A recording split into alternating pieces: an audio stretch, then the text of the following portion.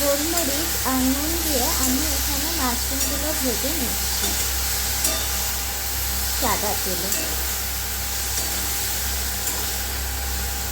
এখানে জল বেরিয়ে যখন শুকিয়ে যাবে সেই হচ্ছে মাশরুমগুলো ভেজে নেব। এই জল বেরিয়ে শুকিয়ে দেওয়া অবধি আমি নেড়ে চেড়ে এটাকে ভেজে নিচ্ছি। তেল ছেড়ে এসছে, এবারে বন্ধ করে দেব। এবারে আমি তেলটা গরম হয়ে গিয়েছে, এখানে আমি এই পেঁয়াজটাকে একটু সটে করে নেব। মাশরুমটা তুলে নিয়েছি। পেঁয়াজটাকে বেশি না, 2-1 মিনিট একটু হালকা ভাজা ভাজা করে নেব।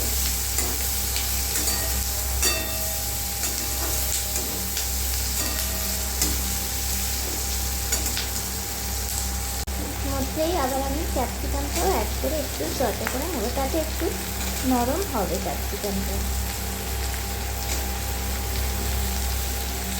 এবারে এটাকে 2-1 মিনিট একটু নেড়ে নেব, তাতে আমার মনে হয় ফ্লেভারটা একদম কাঁচা কাঁচা না আসে, একটু ভাজা টেস্টটা আসবে।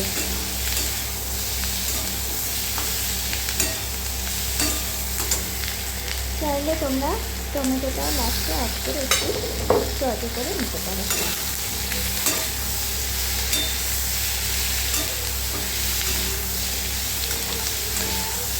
ভাবে আমি 2-4 মিনিট সটে করে নেব।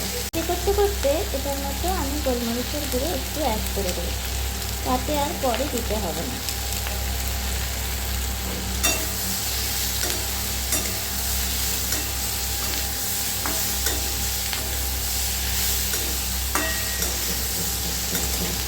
এই যে আমার দেখো এটা কেনা পিৎজা ব্রেড, এটাকে আমি তৈরি করে নেব। আমি এখানে মেয়োনিজ দিয়ে ভালো করে এটাকে পুরোটা লাগিয়ে নেব। করা হয়ে গেছে, একটু বেশি করেই দিতে হবে, তবেই টেস্ট আসে। আমার কাছে প্লেন সস আছে, আমি সেটাই দিয়ে দিলাম। তোমাদের কাছে পিৎজা সস থাকলে তোমরা দিতে পারো। এভাবে ছড়িয়ে দিতে হবে।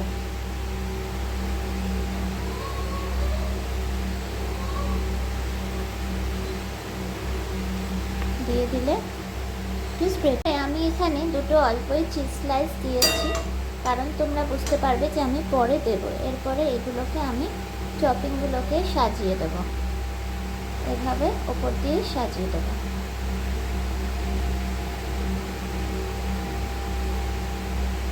পুরোটা সাজানো হয়ে গেলে তোমাদের উপরে সাজিয়ে দিয়েছি। এইবারে এটা হচ্ছে চিজ, পিৎজা চিজ, সেইটা আমি ওপর দিয়ে দেবো, কেটে কেটে দিয়ে দেবো। আমার পিৎজা সাজানো হয়ে গিয়েছে, এইবারে আমি এটা দিয়ে ঢাকা দিয়ে দেবো, তবেই তোমরা বুঝতে পারবে কি করতে। আমি ছুরির সাহায্যে ভাগ করে নিয়েছি ওই টোস্টারে বসানোর জন্য। এবারে মুখটাকে বন্ধ করে দেব। একটু বড় আছে, আমি এভাবে এটা চেপে ধরে থাকবো। কি করছে, ফার্স্ট টাইম বানিয়েছি, দেখা যাক খুলে। ওয়াও, ভালোই হয়েছে মনে হচ্ছে। দেখো, তোমাদের একটু ভেতরটা খুলে দেখাবো, দেখো কত অসাম হয়েছে। আর এইটাই কিন্তু খুবই গরম, একদম আসলি পিৎজা। দেখো বন্ধুরা, আমি একদম পটাপট খেয়ে ফেলেছি, এত টেস্টি খেতে এটা। তোমরা এটা বাড়িতে অবশ্যই